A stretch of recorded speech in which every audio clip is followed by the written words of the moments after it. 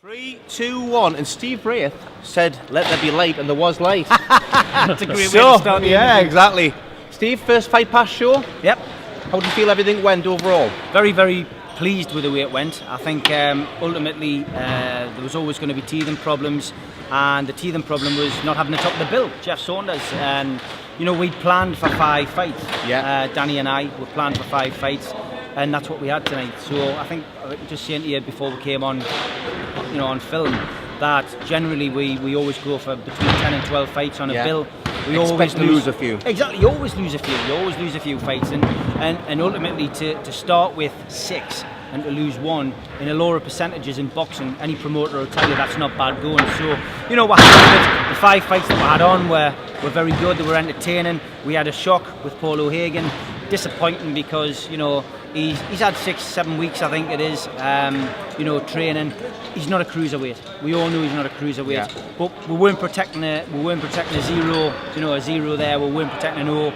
We're putting Paul in. He's in with a new training camp. He's in with fighting chance, and he came up against a better opponent. Tony Cruz came in and he boxed well. And you know, I thought Paul started quite well, working the body well. I thought but Paul he did well was, in the first 2 rounds. He was towards the end of the second round. I made my notes, and he was throwing some tired shots, and it looked like he might have got caught because he was still going to keep throwing the shots because that's the way he fights. I think it's down to, you know, simple facts like he didn't get the strength and conditioning. I think I was speaking to, you know, the lads from Fighting Chance, and it's just little things like that do make a difference, you know. But as I say, we weren't protecting a 0 there, and you know, for me, that sometimes becomes a little bit of a chain around a boxer's neck when you're protecting an unbeaten record, you know.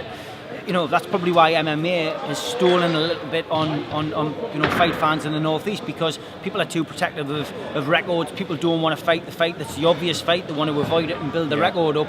That's why MMA is so popular in the Northeast. And I think in boxing we probably need to get back to this. You need to fight whoever you're going to fight. Forget about that 0, you know. Well, and Paul OHagan's not afraid to forget about the 0, and he'll fight anybody. I was actually saying to Danny Cox earlier on there, in terms of, it kind of adds credibility to a promotion sometimes when it's not a 5-0. Yeah. You know what I mean though? No, you're right. One of the home fighters does actually get lost. I don't think any promoter, well, you don't look to lose, obviously. I personally don't sit down and go, right, we're putting 10 fights on, or we're putting 5 fights on, and say that's, you know, they're all home wins. That's not what it's about. It's about giving people value for money. I'll give you a prime example, you know. Cash Hussein, we did Return of the Cash as our very first professional promotion. I remember one promoter coming up to us at the end of it. We flew somebody in to fight Cash Hussein. Cash sold 125 tickets, did a cracking job that day, but he managed to get a draw against somebody who lost 72, drawn 1. You know, and it wasn't the greatest of results. And I remember another promoter coming up to us and saying, "You want to keep a hold of him? You know, he sold you 125 tickets." And I thought, that's not what I'm in this about. Yeah. I'm not in the game for that. I'm in this game for giving the public what they deserve, and you know, the boxers what they deserve as well, and the fighters and the fighters what they deserve. And ultimately, in our second show, we put Paul OHagan against Cash Hussein, and Paul did him in 96 seconds. So, from my perspective, you know, it's about it's about being fair. You know, you can't kid the public. And you can't kid the fighters as well. You know? Not for long. No, definitely not. So, you know, from our perspective, it's not great that Paul lost. I would love to have seen Paul win. Yeah. But, you know, he'll go away, he'll focus with Fighting Chance and Ronnie Rowe, and I'm sure he'll come back bigger and better, but at the correct weight. Yeah. And as regards for, obviously, headlining the bill, Andy Buchanan got his chance. Tremendous. Won every round. Yeah, I mean, for one bad bit of news, losing Jeff Saunders, who we'd promoted for the last 10 days as top of the bill, to get Andy Buchanan the opportunity to top the bill is great, and we know that Andy's in a rush. Andy is in the rush to get to that next level. I think there's an English title in Andy Buchanan. I definitely do, and I think he's done himself no harm at all in front of the Matchroom 5 Pass cameras tonight, giving himself that opportunity to showcase his talent, you know. And Eddie was watching tonight. Eddie was sitting back watching what was going on. He was paying particular attention to the show, obviously, but also looking at the social media and seeing how the show was receptive amongst people.